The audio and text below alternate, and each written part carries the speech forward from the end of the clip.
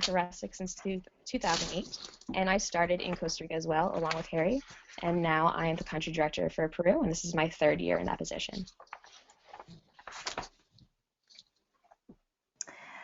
Great, thanks so much for joining us, guys. So as a company, Rustic Pathways operates in about 18 countries right now. We've got nearly 100 programs to choose from. A good portion of those are in Latin America. You can see there right now where we're located around the world. And tonight you've tuned in to hear more about our trips in Dominican Republic, Costa Rica, and Peru, of which we have 25 of our nearly 100 programs. So there's a lot to choose from in this area of the world. As a company, we have a very strong mission and vision statement that we definitely operate by. That is, we strive to empower students through innovative and responsible travel experiences to positively impact the lives and communities around the world. And that means not only the lives of our students and your precious children, but also the staff that work with your students and with the communities in which we operate. So it's a very important part of who we are. We've already introduced ourselves, you know a little bit more about us, but I'm sure you'd like to know more about who's going to be working with your students in country. So we're going to talk a little bit about that.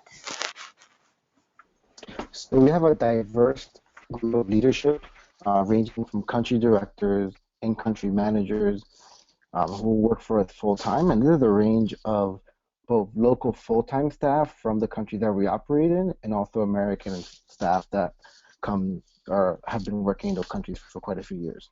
We also have full-time offices in Costa Rica and the Dominican Republic with a majority of local staff at this point, which kind of adds to the depth of our knowledge in the places that we travel. And this ranges from Costa Rican to Dominican to Peruvian, indigenous staff who really add value to our program and give us a diverse leadership. We also have a huge group of summer staff that we hire for the summer, ranging from teachers who are off for the summer and want to go out and keep giving on to their students, to public health professionals, marine biology professionals, professionals in the development range, rafting guides, and these leaders all have advanced medical training, from being wilderness first responders to AMTs, wilderness first aid, and at the very least, they're all first aid and CPR certified. And these leaders are also supplemented by a whole group of local partners. These range from small communities in the Dominican Republic to the Ministry of the Parks and Recreations in Costa Rica, the MENAI, to nonprofits like Ascala in the Dominican Republic, and many, many other small local partners and big local partners that really make our operations that much more profound. Yep, and Harry, these range, again, from... To cut in there real quick, I forgot to let everyone know that there's a questions box there for you. Please feel free during this presentation to ask as many questions as you can. We will try to get to as many as we can during the presentation, and we'll also have time afterwards for a questions and answer session. So go ahead and ask away, and we'll get to them as we can. Sorry, Harry. No worries. So these local partners include the National Park Service in Costa Rica, where we do everything from turtle conservation work to reforestation work. Nonprofits like Fundamar that in the Dominican Republic that work on the restoration of coral structures and coral and marine life ecology in the Dominican Republic, and many other nonprofits. We also, the most important part of our program are our passionate students, and they're really what make our program really, really amazing. They're dedicated students who are there for the right reasons and come give up their breaks to work on service projects, and they're really interested in the topics that we're addressing. And they come from all over the world. They come from 42 different countries and really have a dedication to the place that they're going to visit. They oftentimes fundraise for their trips, work really hard to get them, and after the trip, stay connected through starting clubs at their school and starting their own little nonprofits. And eventually, they become full-time staff. We have the pleasure that we do have a whole range of students that have worked, they did trips with us in the past and now work for us as our brand managers and program managers and even possibly a country director out there. But what makes it most important is our community service. We could do an entire webinar about our community service, but I just want to touch upon the fact that Rustic doesn't show up to these communities where we work in and dictate the projects we're going to do. We work with the communities to find a project that's beneficial for the community and for our students as well. So we're not doing service for the sake of doing service. We're doing service to help both our students and also the community. And these are the 6 categories our service projects fall in. And that's either education, infrastructure, community health, environment, social development, and animal welfare.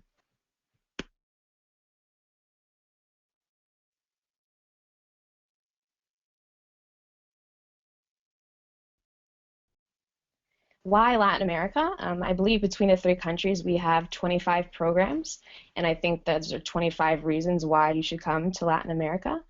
It's close enough to the States where it's not multiple hours in a plane. It's a pretty quick trip, but also we have a wide variety of programs that appeal to both a first-time traveler and students who have traveled multiple times abroad.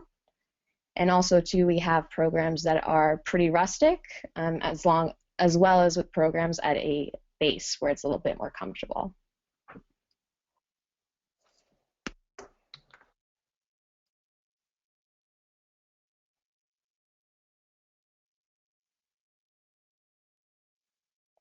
Now I'm going to talk about Costa Rica. Costa Rica, that's the country I am actually. For everyone over there in the United States or anywhere around the world. Costa Rica, just so you guys know, it's like a small country. We have approximately around 5 million people. So you guys can picture it's the size of West Virginia. During the summer, the weather here in Costa Rica, it's the transition between the rainy season to the dry season. And so that means that in the mornings, it's like a nice sunny day. And in the afternoons, usually there are a couple hours of pouring showers. But we have a lot of microclimates, and I just want to mention that here in Costa Rica, that the weather is very unpredictable. But this is what it should be. Regarding Costa Rica, I just want to tell a couple of facts from Costa Rica. One is that we are a country that really love and care about nature. And the other one is that we're a country that we don't have an army. And we're very proud of this. Regarding the service programs, we have, as Kelly mentioned, we have 25 different programs in Latin America, and 15 are in Costa Rica. So I'm not going to go in deep in talking about all the programs that we have here in Costa Rica, because it's going to take me forever. And I love to talk.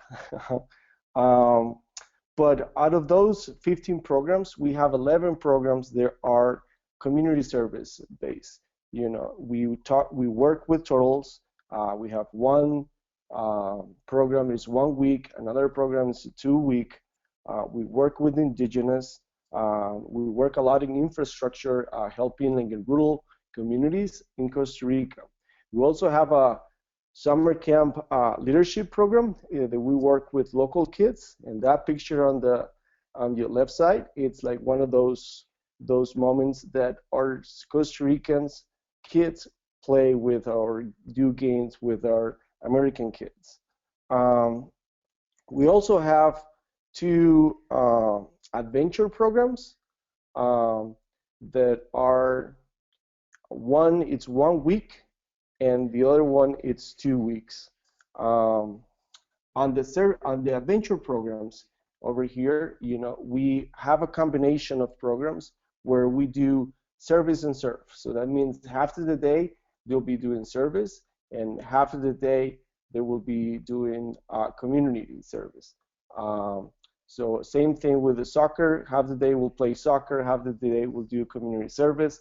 Also, we have another program called Heart of the Jungle, this is going to dip in the forest into the Corcovado National Park, which have 5% of the diversity of the world. So this is really cool program that we do camping, and We stay in a very, very, just like in the jungle. We really live in the jungle.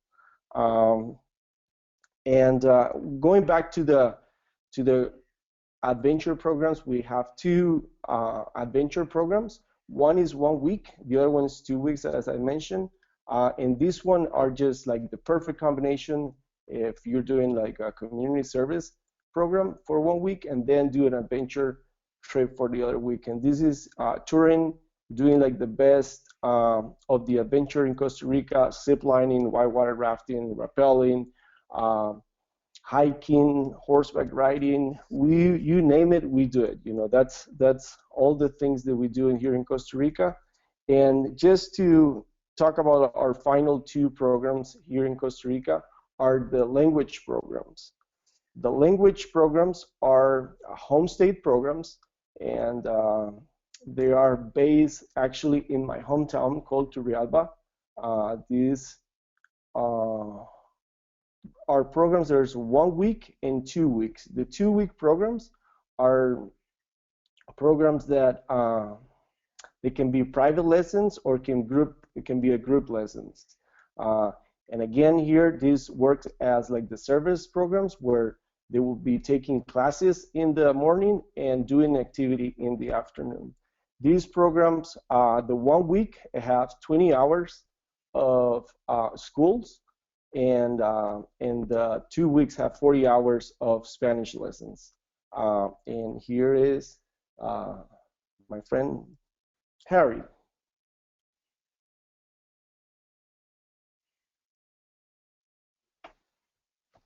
Hello, I'm back. I'm here to talk to you guys about the Dominican Republic a bit.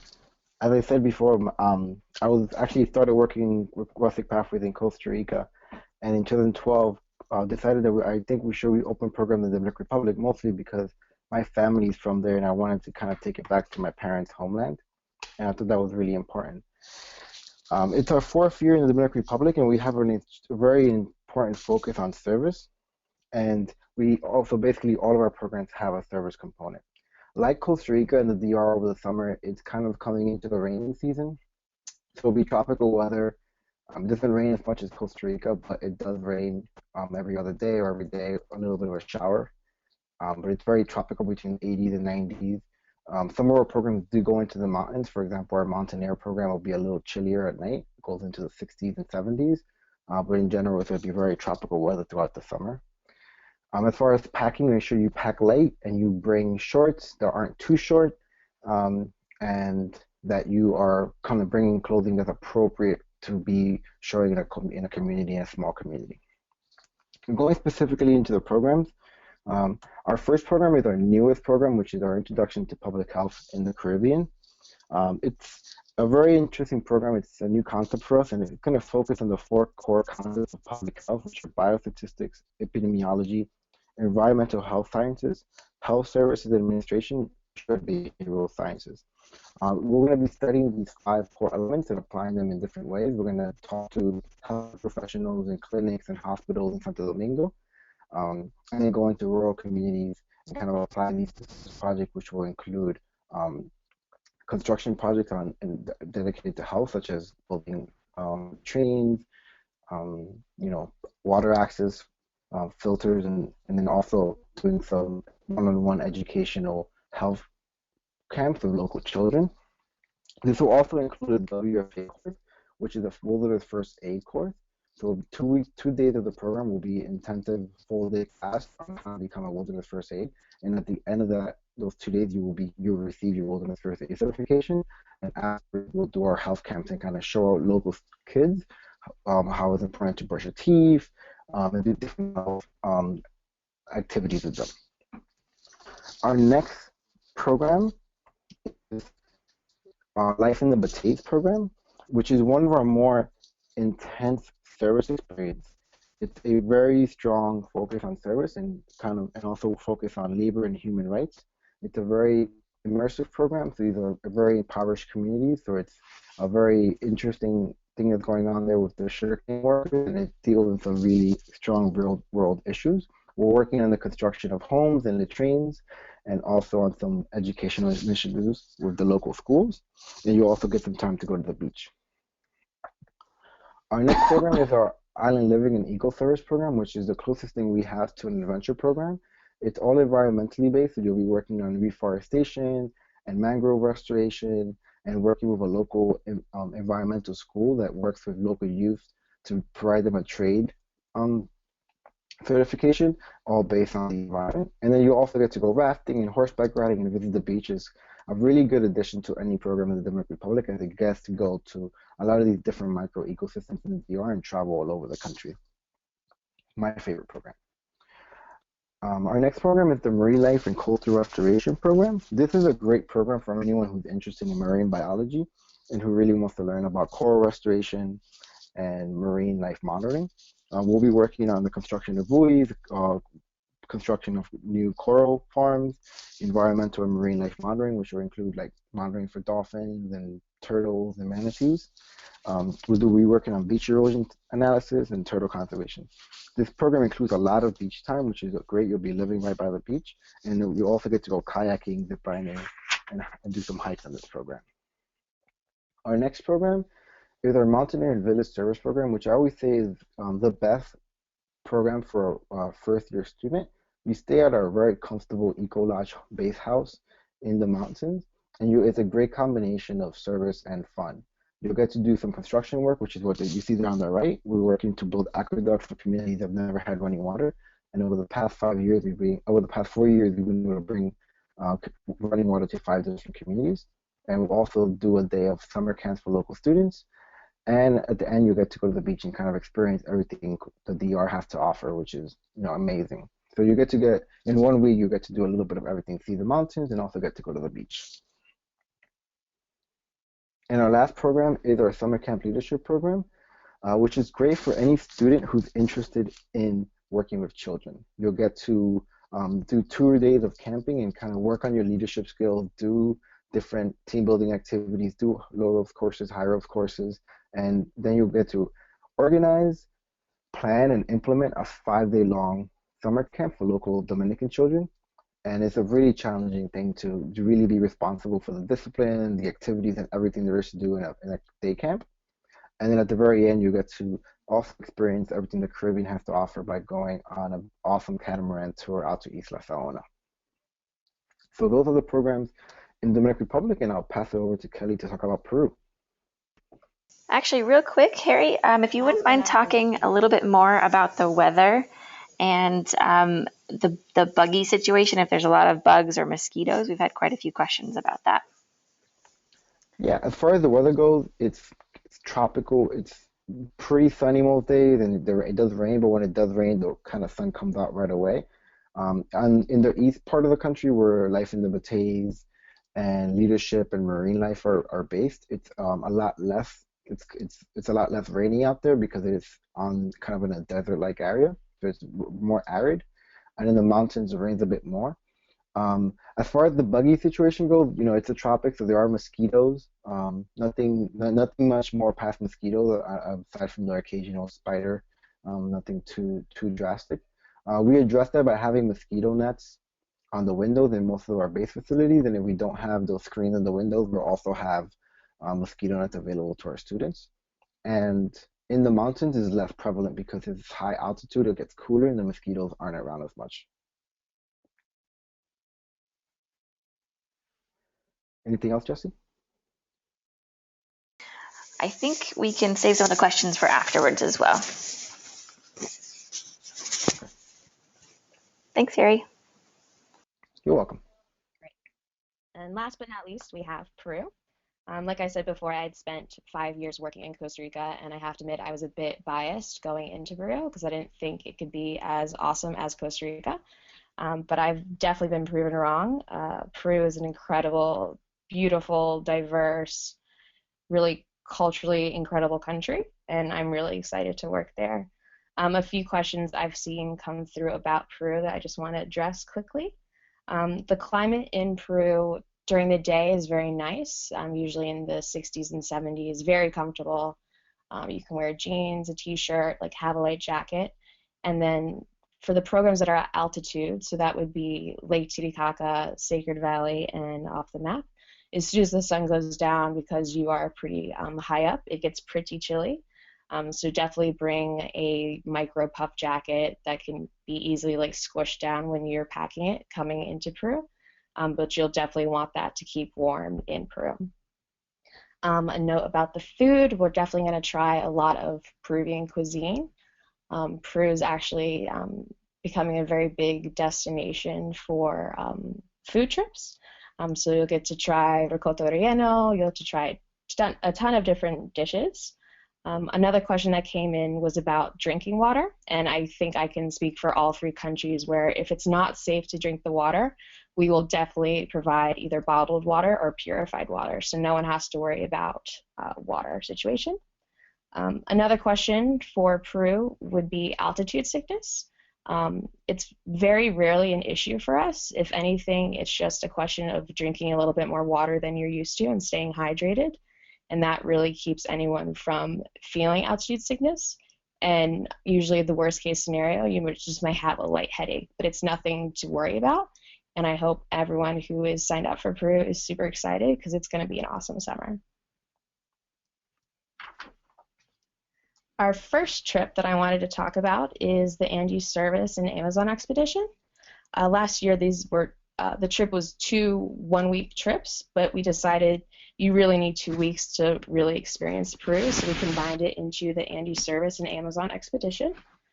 The one thing I did want to address is that this trip does not go to Machu Picchu, but I don't think it's something too concerned to be about. It's like travelers coming to the United States and only wanting to see the Statue of Liberty.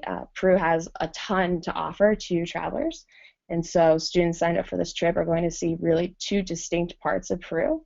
You get to experience the foothills of the Andes, and then you get to go to the jungle and see the Amazon rainforest. The first part of the trip you're spending in Lunahuaná, which is a small community about 3 hours from Lima. Excuse me. There we're working at a local boarding school, helping with infrastructure projects along with a bit of education help. And then after that part of the trip, we are going to Tupi, which is a very small indigenous community. It's about 50 families where they speak their own language, have their own dress, very culturally different from the Peru you experienced just before. And so we'll be the first travelers that get to go up there and have like cultural exchange with them, which is super exciting. After the Lunahuaná part of the trip, we're going down to the jungle, which is going to be awesome. We're staying at a lodge that works specifically with high school students at the conservation lodge. So we'll go on night walks, we'll get to explore the jungle, go down a raft on the Amazon River, all very cool, exciting stuff. And also on this trip, we will visit an animal sanctuary that rehabilitates animals that have been rescued from the black market. Our next trip is Lake Titicaca. And this trip is awesome because you get to see so much of Peru.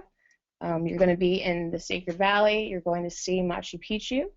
We also go to Puno, Lake Titicaca, obviously, the floating villages, Colca Canyon, and Arequipa.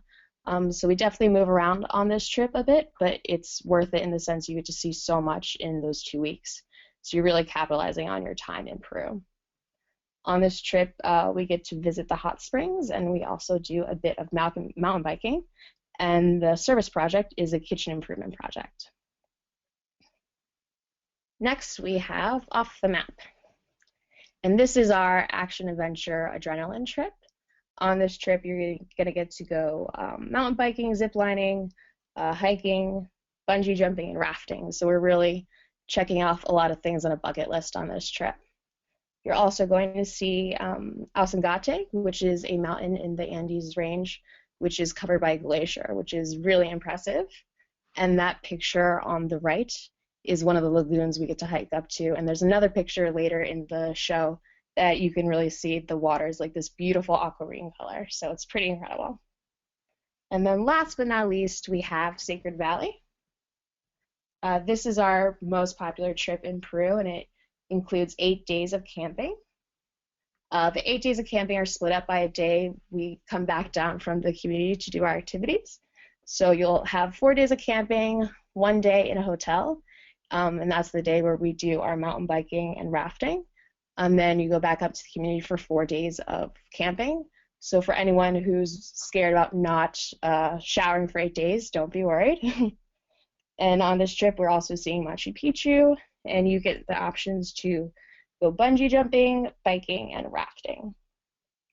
And also to anyone who has any questions about Peru and just didn't get a chance to ask here or didn't want to, feel free to email peru@rusticpathways.com, and we'll be happy to answer any of your questions. And that is it from Team Peru.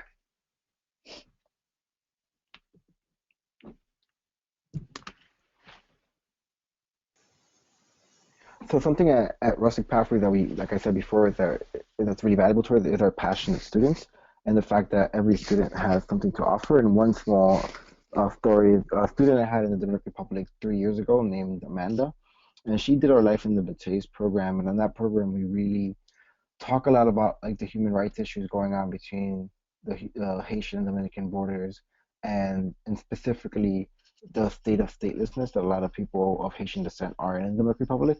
And the first step towards getting that done is getting them some kind of documentation. And we talked to our students about that on program. And Amanda, after doing that first summer, was so moved by that she went home and she started a club at her high school, Bate Club. And that wasn't enough, so she actually started fundraising. And she went to her local schools, her local community. She actually went to her local legislative and presented about the Bates. And she was selling these little documentation cards to fundraise, and she was able to raise $5,000, and then also enough money to go back to the DR to do an internship. And with those $5,000, we were able to document 80 Haitian workers and get them in documentation to kind of get out of that state of statelessness. So these are just one of many stories that we have of students who go off after the program and do amazing things. Everything from starting their own nonprofits to joining the Peace Corps, to coming back to Rustic Pathways and leading other students in these amazing adventures. And then this is the picture I was referencing with the aquamarine lagoons, just to let you know. Thank you, Kelly. All right, so we're just going to touch real briefly on this. It looks like we have some students that have not yet signed up. So how it works, basically, what you need to do is visit our website. Once you have figured out which program that you are most interested in, and again, we're going to have a question and answer session at the end of this in case your question has not yet been answered, so don't leave us just yet. But on the website, there's an Enroll Now button you see there at the top right-hand corner of every single page. You can click there. On the website, you can also find deadlines and availability. So if you've not yet registered, please be aware that our regular season goes into our late season on March 1st. So the deadline for that application fee, which goes from $100 to $200, is March 1st if you haven't signed up yet.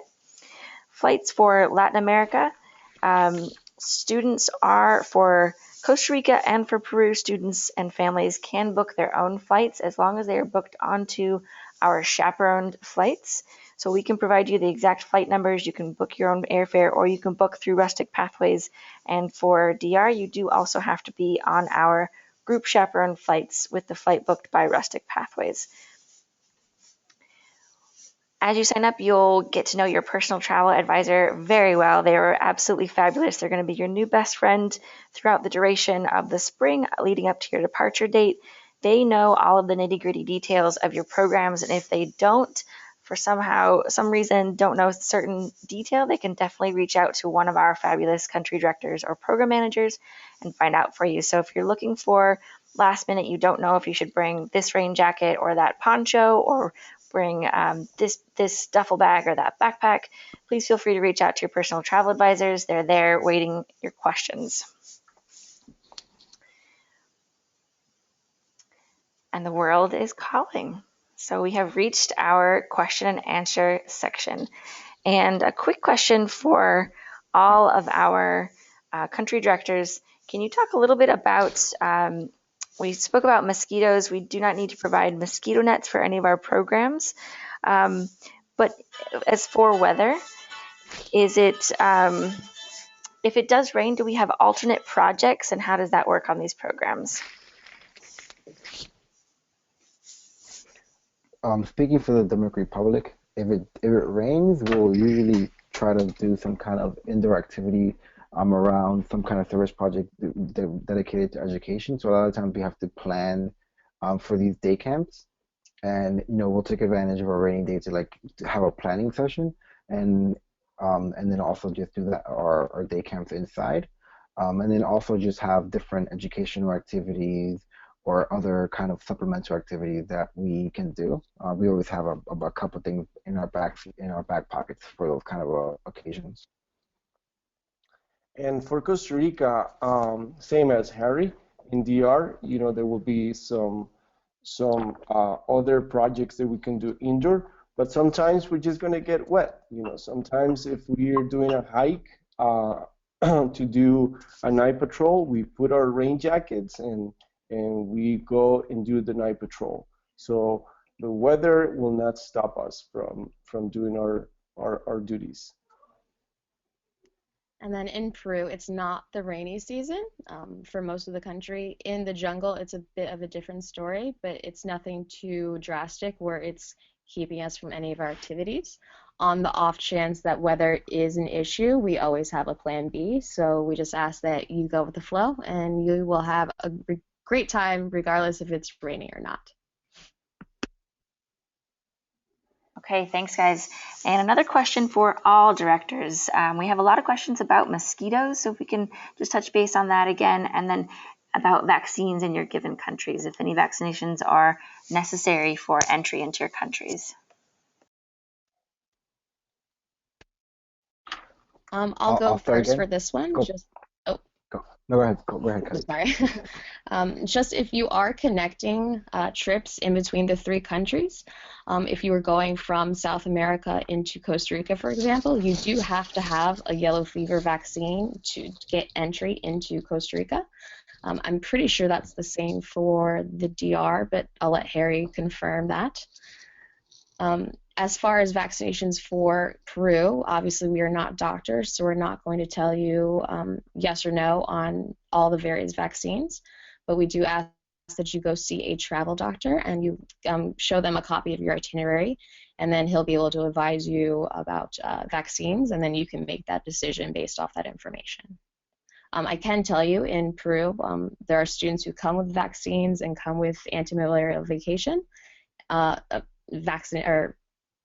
pills, sorry, and then there are students who don't come with anything. So really, it is just a family decision. Yeah, very similar in the Dominican Republic.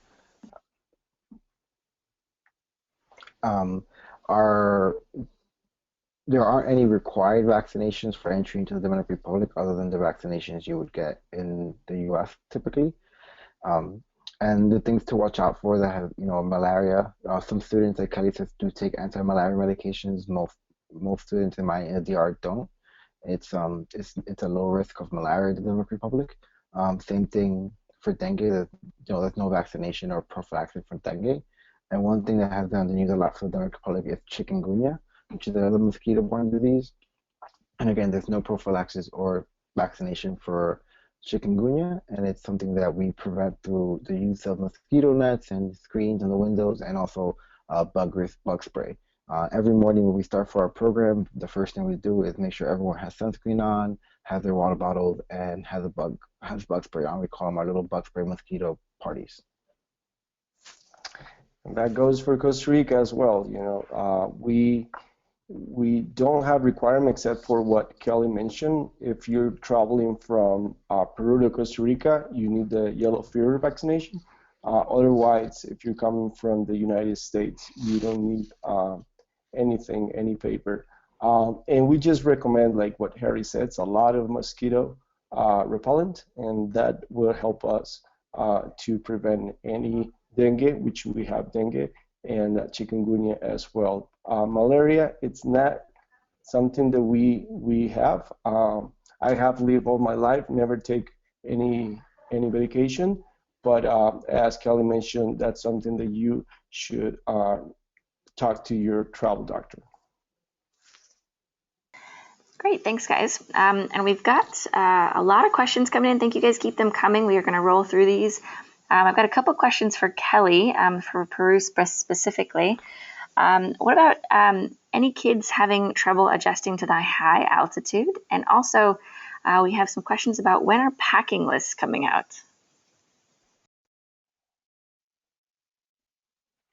So I will do packing list first. Every program has their own packing list, and all the packing lists are up for all of the programs in Costa Rica, DR, and Peru. So you can go to the specific program page on the website, and then underneath those pictures, there will be several options, and then packing list will be one of them, and then you will see the packing list.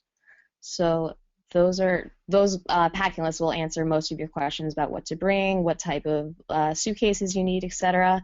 I would say generally speaking, it's better to have a duffel bag or a backpack as opposed to a wheeled bag because in some of these countries, the terrain is not friendly to wheeled bags. So if you do bring a wheeled bag, I highly suggest it's a bag where you can carry it like a duffel bag over rough terrain.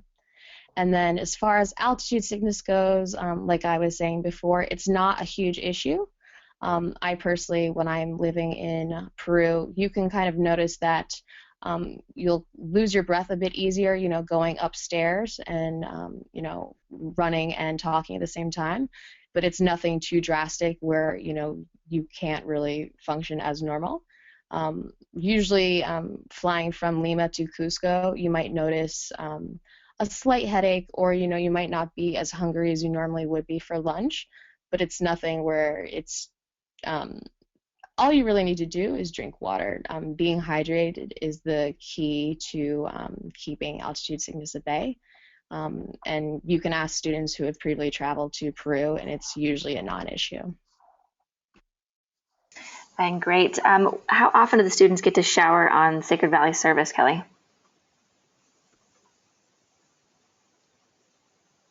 So for the 8 days of camping on Sacred Valley, it's broken up into two 4-day sections. So while they're up there camping, it's pretty chilly, and there's not Western style showers available. It would be bucket style showers. So most students usually just decide to rough it, and then when we come down for that day of activities and we sleep in a hotel, everyone can take a hot shower then, and then they go back up to the community for the last 4 days of camping. I really don't think it's anything to be scared of. It's part of the experience, and we're called Rustic Pathways, so it's a great thing to have done.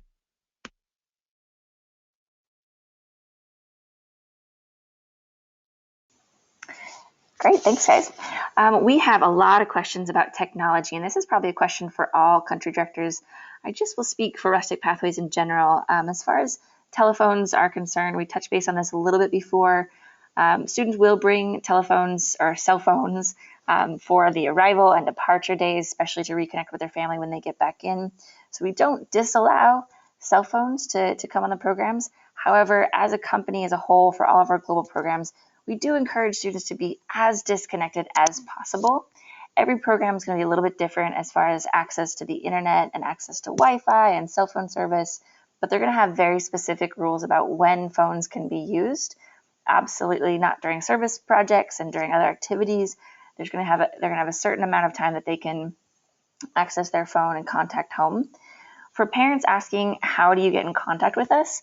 We have a 24-hour, 365-day-a-year emergency hotline. You can call us when your student is in country at any time. If there's an emergency on your end, you're going to reach our main office. Somebody's going to answer that phone, and they can patch you in to our staff on the ground and put you in touch with the student.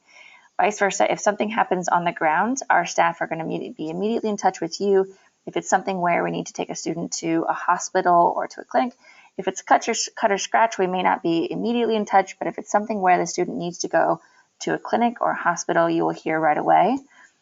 You'll also hear from us when your students land. So when your students take off in the plane and you guys are fretting just to know that they got there safely, you will hear from us immediately. So don't worry if your student doesn't have a phone. We will contact you to let you know that they got there safely. And then I'll let each of the directors kind of speak to the level of internet access and Wi-Fi and cell phone reception. For Costa Rica, we take the students if they don't have a cell phone with like global plans at least once a week or twice a week, depends of the program, to internet cafes or places that they can email you guys. Also, we have like calling cards that they can use. But what Jesse was saying, we really, really, really encourage if you help actually to tell your sons and daughters to leave the cell phone. I think cell phones are great where they're doing connections on the flights and things like this. But once they're in Costa Rica or once they're in our programs, if you can have our students, your kids out of touch and just enjoy the country, the beauties of they do, look for the culture, have more time of speaking to the locals, it will be much, much better. As they said, we also in Costa Rica, we have an emergency line because we carry a lot of volume of students. So we will have like an emergency line that I will carry 24/7 with me throughout the summer. And we do have that phone for full emergencies, though, not just to know how your students are. But yeah, we have that communication available for all the kids. Yeah, for the Dominican Republic is similar. Well, our policy is basically they can bring their cell phones and they're allowed to use them, but only when they're in their rooms. My worst nightmare is coming up to a program where there's beautiful things going on and they're all at dinner and they're all on their cell phones looking at the cell phone instead of talking to one another, which is, I think, in the modern age, a much bigger issue. So we really try to encourage students to not be on their cell phones all day. It's also a safety issue. So there are connectivity ranges. There'll be programs that have Wi-Fi. There'll be programs that don't. But Ricardo will guarantee that they'll have access to a phone at least once a week. Whether they actually call home when they have access to a phone is another thing. Sometimes they're just having too much fun, and it's kind of what we want to really want to call home. So at Kelly, we'll also do send safe arrival email, and we will also be sending some updated emails throughout the program. So you'll hear from us, and you'll know that everything's going well. Same for Peru. On every trip, all the students will have a chance to, use Wi-Fi, go to an internet cafe, contact home, let everyone know what a great time they're having. It's again not something we encourage. We want students to take advantage of the 2 weeks they're in Peru.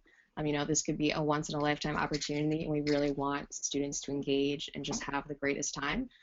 You're not going to remember texting your friends while in Peru. You're going to remember a lot more important things. So we just really ask students kind of be mindful about using their cell phones on trips.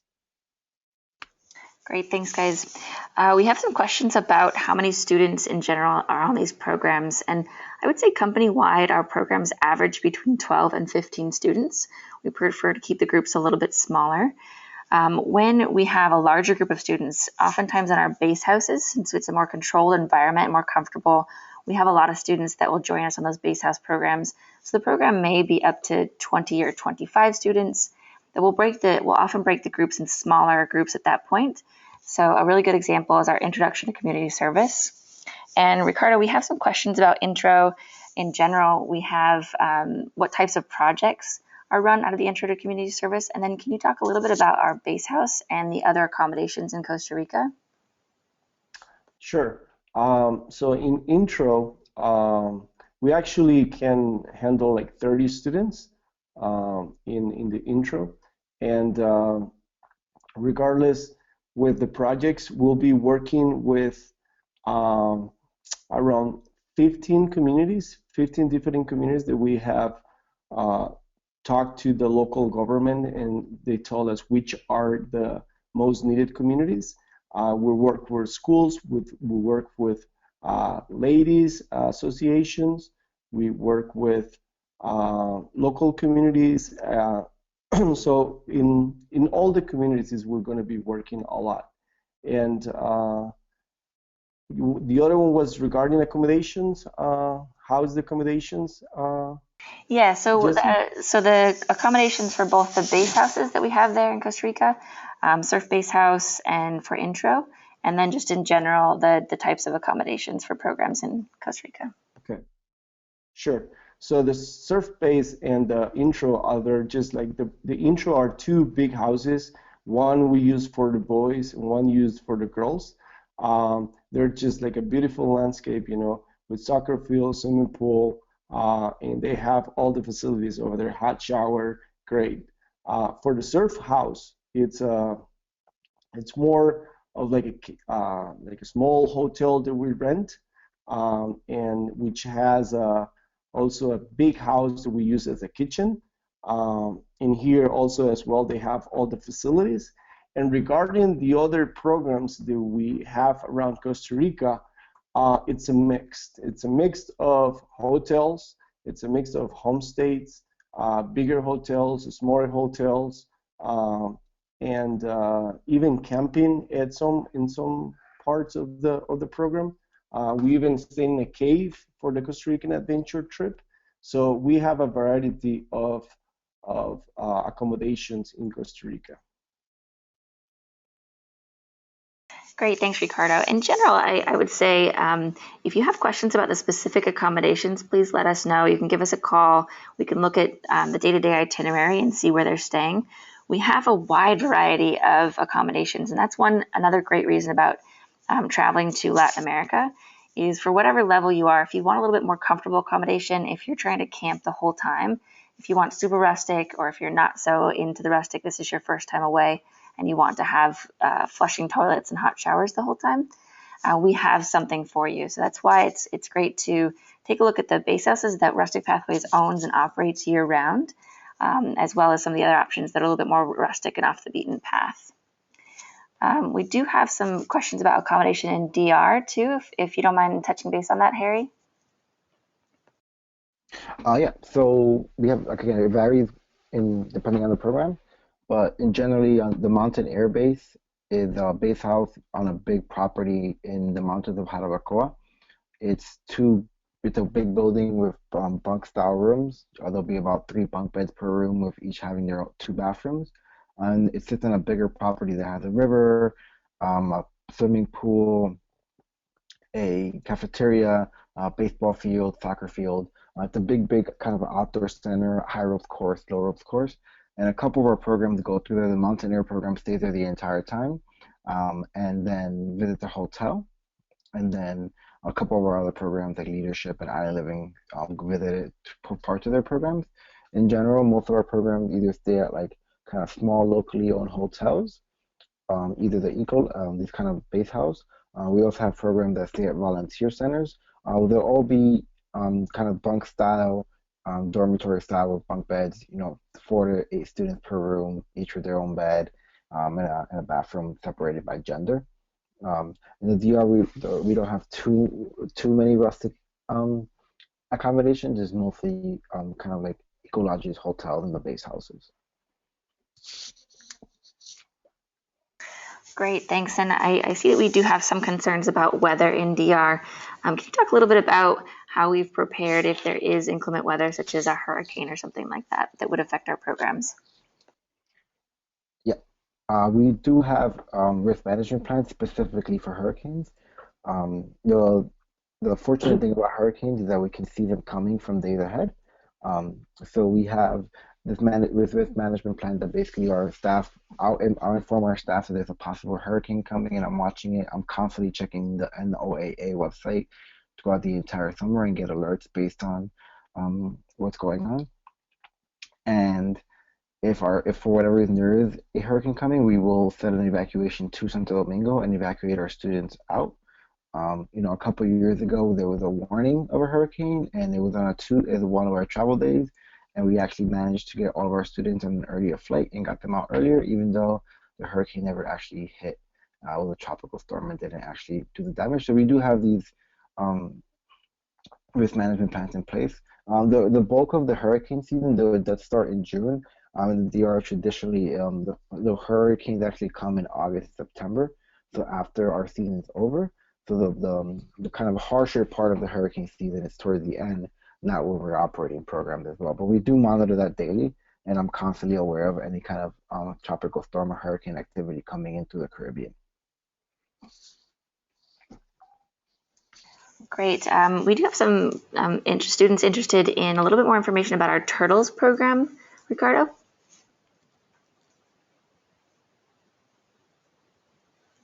Yes, in the turtle, we have two different turtle programs. One, turtle conservation, that's a 1 week program. And we're staying here with, we can handle 18 students. And we stay at a park ranger station and we do night patrols. We do the hatcheries for the eggs during the day. It's a beautiful place on the beach because it's a refuge. It's a private land, so we're the only ones who are there. And we do go to do whitewater rafting and zip lining near Jaco area. The second program, it's Nicoya Troll Expeditions. And here as well, we stay most of the time in Camaronal, which is another park ranger's place. And we do as well. We do a lot of night patrols. We do all the hatcheries, we do beach cleanup. The students will learn a lot about the turtles and what to do, why not to do, things like that, like flashlights, why do you use like a red flashlight.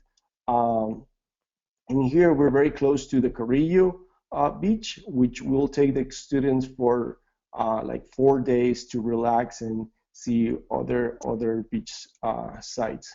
Both of them, they're great, they're very popular. And you're doing something good for the world, saving the turtles.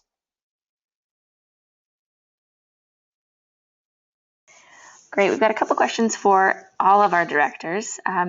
We have some questions about currency. So students are encouraged to bring their own US dollars. You will have to exchange them in each of these countries, but all of the programs will allow time for the students to do this. So we'll have an arranged point which will take the students to currency exchange, or we may do it with the guides. They can do currency exchange depending on the program, but they will bring US dollars with them and then they can exchange in country. The amount of spending money is definitely going to vary per program. So some programs have optional activities like bungee jumping and zip lining and things like that that are not included. They're optional, so students don't have to do them. And those will be at an additional cost. For the most part, all of the activities that you see in the itinerary on the website will be included. It'll be listed very specifically if it's an optional activity. And in which case, the amount of money that students need to bring is based on really personality and a little bit on the amount of opportunities the students will have to spend money. So another great question for your personal travel advisor, or you can give us a call at any time and we can talk to your specific program and kind of work you through the amount of money that is needed for these programs.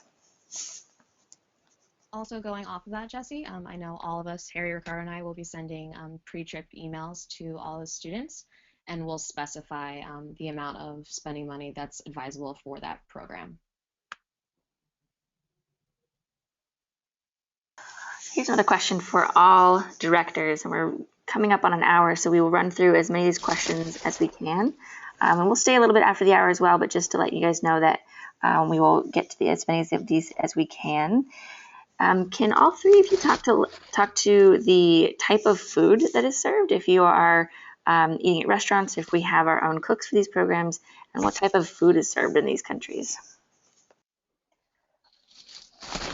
For the Dominican Republic, it will vary. It will definitely include a mix of lots of local food, so lots of rice and beans. This is why it's perfect for vegetarians or vegans because you can really get by eating rice and beans.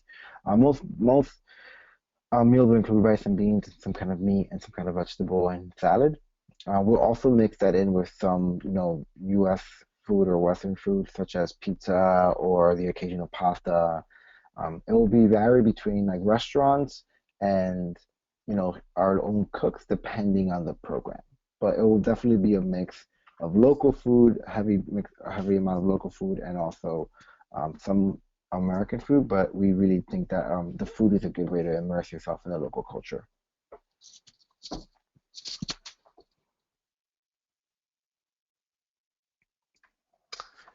In Costa Rica as well, we have a lot of rice and beans in Costa Rica in breakfast and lunch and dinner. But we know that if you're staying here for 2 weeks, you're going to be get tired of that. So we have other dishes, um, and in general, we can accommodate any kind of diet in Costa Rica as well. Uh, and we we have different places where you will be eating in restaurants. In our base, we have our chef. In the families, so the families will cook for our students. So it depends of like which program you're doing. But when you guys are signing up or doing, like doing like all the application, if you already done it, just put like if you have any restrictions, and we'll be looking, and we do a screening, and we'll try to accommodate the best fit for your kids. And same in Peru, there's a mix between chefs that are cooking just for our students and then also our trips going out to restaurants to eat. I would say Lydia, who is the cook on Andes and Amazon, makes the best food in Peru. I love visiting that program just to go eat her food. It's incredible. Lots of rice, lots of beans. Potatoes are big in Peru, but lots of variety as well. It's definitely a great place if for any gluten allergies, and we can accommodate vegetarians as well. Vegans is a bit more difficult, but should you have any dietary restrictions or allergies, we always encourage you to contact us, and then we can work things out. I also saw a question before about bringing snacks. You're more than welcome to bring your own snacks, but just make sure they're in Ziploc bags or, just enclosed so they don't attract any bugs. But also remember, you did go to, Costa Rica, Peru, or DR to try new things. So come with an open mind and willing to try lots of things. All right, just to make a quick announcement. As we are, like I said, reaching the top of the hour, we are getting a lot of specific questions about number of kids on specific sessions or food on a particular day of an itinerary. We will definitely follow up with you. All of these questions, if you put the question in the box, we will follow up with you either in the next couple of days. We're going to try and answer most of the general questions that are applicable to most of these programs. So again, don't hesitate to write these questions. If we don't get to them during this session, we will follow up with you later in an email. To speak real quickly, something that applies to all the countries, if your student doesn't speak Spanish, you will have no problem in our programs. The programs that we run as Rustic Pathways, we do run them in English. We're going to have students from all over the world. We're going to have students from Spanish-speaking countries joining us. All of our staff in our Latin American programs do speak fluent Spanish. But if your student doesn't speak Spanish, it's not as though he won't have an equally as exciting and immersive experience. So obviously, we do have some programs that are specifically for students that want to learn Spanish, such as our language immersion programs, or some programs that may just be geared more for students to be practicing their conversation skills. But any of these programs, students will get the opportunity to practice their Spanish, as well as any of these programs, if they don't speak Spanish, they'll have just an equally as awesome experience. Also, to speak on supervision for all of our programs, students are always in our supervision. We maintain a 6 students to 1 staff ratio. Sometimes it's even lower. There may be 4 students to 1 staff or 5, but never more than 6 students to 1 staff. So we have plenty of staff on the program to be with the kids. If the students do have time to go into a market, for example, they're going to be broken up into small groups. They'll be with the staff members, so they're not going to have free time to roam on their own. I know some parents are really looking for them to have a growing experience and have a little bit more independence, and we agree, but we want it to be in a very safe environment, and so that independence is going to come in small groups.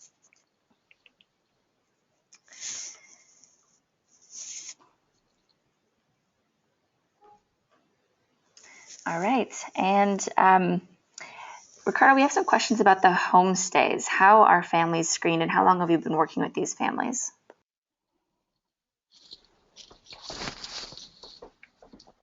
Well, some of these families, I know them since I was a little kid, because as I said, like especially in the language program, that's for my hometown.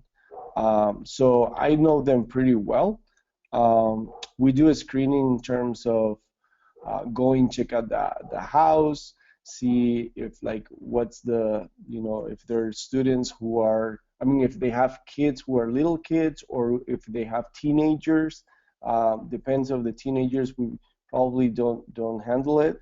Um, and we will not put like if they're teenagers, we'll put like a boy with a boy and girl with a girl. Never we're gonna mix. And regarding the La Paz is a program that have been for 10 years. We have this girl Iris who have been helping with us for a long time as well, and she, in conjunction with us, have been in touch. By now, after a 10-year relation, we know really well the families as well. We go like before the summer and after the summer to talk to the families, to check out their space, and yes, so families to me, for the most part, when I see the service, the families is uh, the high part of the trip. The time that they spend with the local families is the highlight of the program.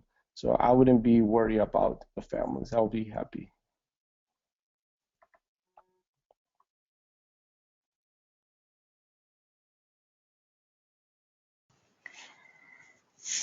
Harry, I know that we spoke a little bit about accommodations, but can you speak a little bit more about the batays? We have a lot of questions about the batays program.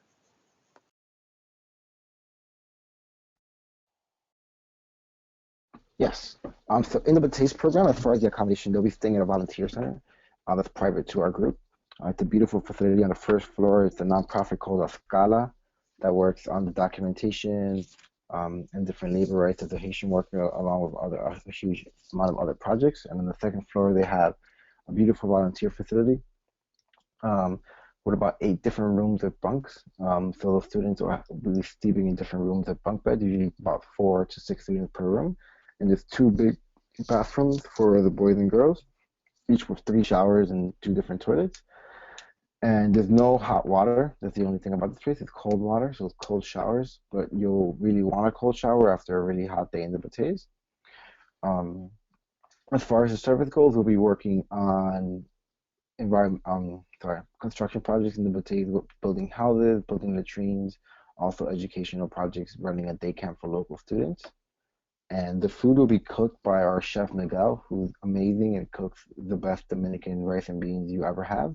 And he also mixes in some pastas and different other food that he's actually a professional chef and really good. And he's actually from the Batik communities as well, which is really, really cool.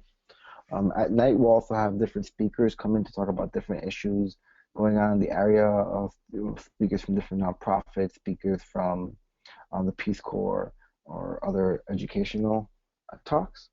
And at the end of the trip, you also get to spend a couple of days checking out the beach and really enjoying everything it has to offer. The service is intense. We'll be working, 6-hour days of construction work, and it's really rewarding at the same time, though. It's a bit of a more rustic program in the sense that you are staying at a volunteer facility that is nice but doesn't have any like of the added frills. But it's a very nice place. It has the best place to catch the sunset by far is on the second floor on the balcony, and it's a beautiful, beautiful place. Um, I'm not sure what else to add there. Thanks so much, Harry.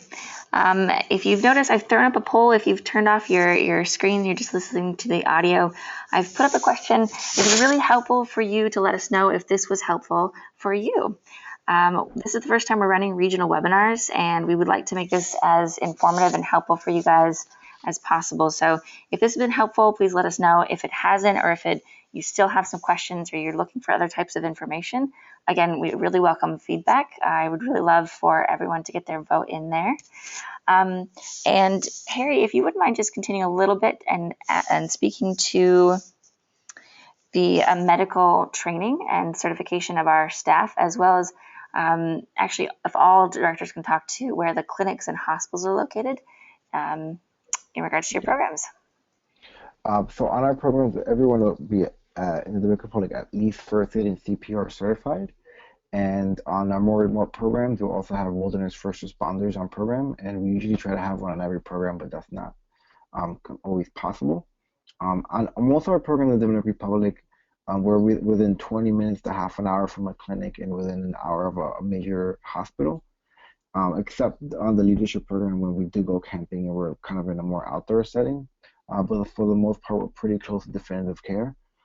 Clinics in town can deal with most, first aid issues, and then hospitals in Santo Domingo and Santiago and La Romana can deal with everything up to MRIs and offer first world care. Um, and just getting from experience, the most things that we do see are stomach issues, minor cuts and stuff like that, which our staff are very well equipped to take care of, and do a very good job of that. And again, like this also adds to if it's another major issue where we do also have international SOS on our side, which is a great resource and a great insurance. So if we do need to contact them, they're more than willing to facilitate an evacuation out of the country and that kind of stuff too.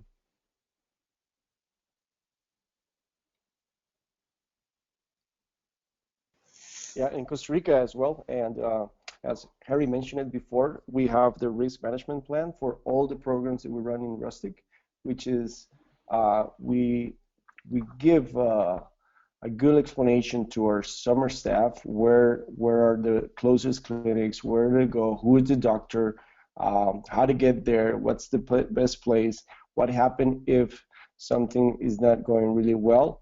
All of our, in Costa Rica, all of our programs, and I believe in all Latin America, all of our programs have cell phones, so we have direct communication with the programs daily and see how's everything going. And regarding if there's anything big, the big hospitals in San Jose are pretty good, and we will be doing like evacuation to the bigger hospitals in case we need it. Thank God, knock on wood, we haven't used it yet for something major, but yes, we do. The only program that it's a little bit far is Heart of the Jungle, the one that I was talking. It's in Corcovado. That's the only program that we are like 3 hours for 3 days away from a clinic. 3 hours is the longest part that we are out of like a medical facility.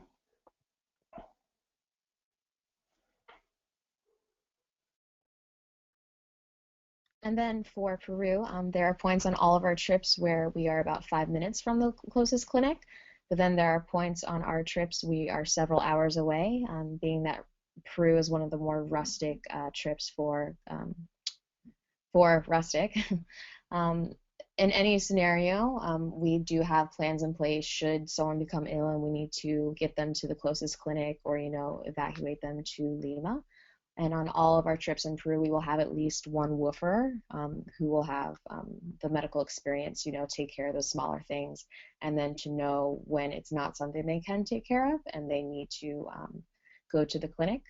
Within Peru, all of our trip leaders have local cell phones, which they can contact me with, and then I am in contact with International SOS if it's necessary, and then can also be in contact with parents and our offices in Ohio.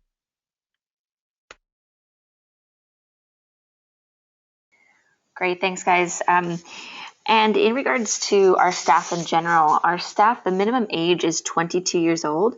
So typically they're either college graduates or they're teachers, they're working in outdoor education, something like that. They're going to be on average in their mid-20s, although they range up until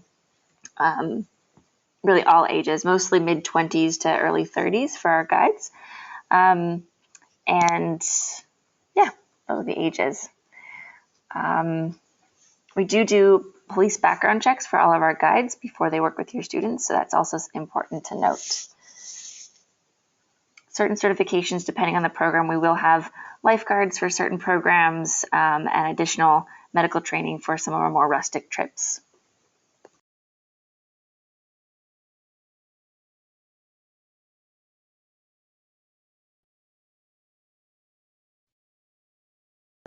Okay, Ricardo, did you touch base on the projects in the Introduction to Community Service program? Did I miss that?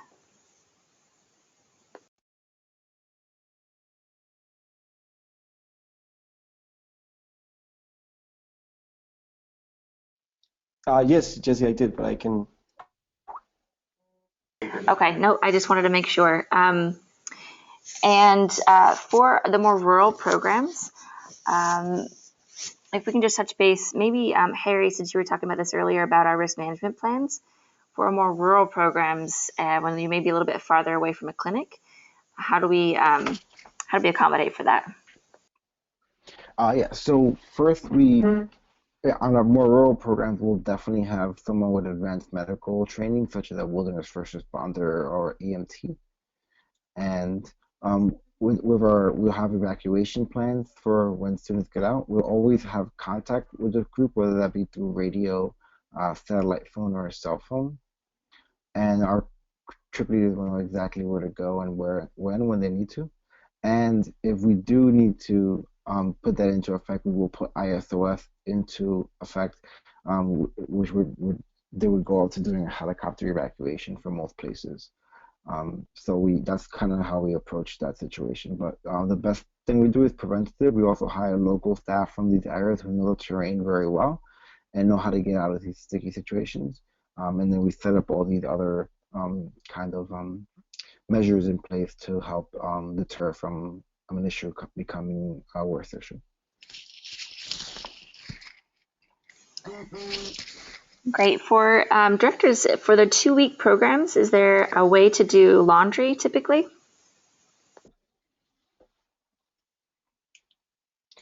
For a 2-week program, it really depends. We do recommend that if you're signing up for one 2-week program, that you bring enough clothes for those 2 weeks. Yes, that's the same thing with Costa Rica, although there will be chances to do laundry, especially if the students are connecting and doing more than 2 weeks in country, they will have time to do laundry. That's something that we work out along the trip. Where is the best place to do laundry for them?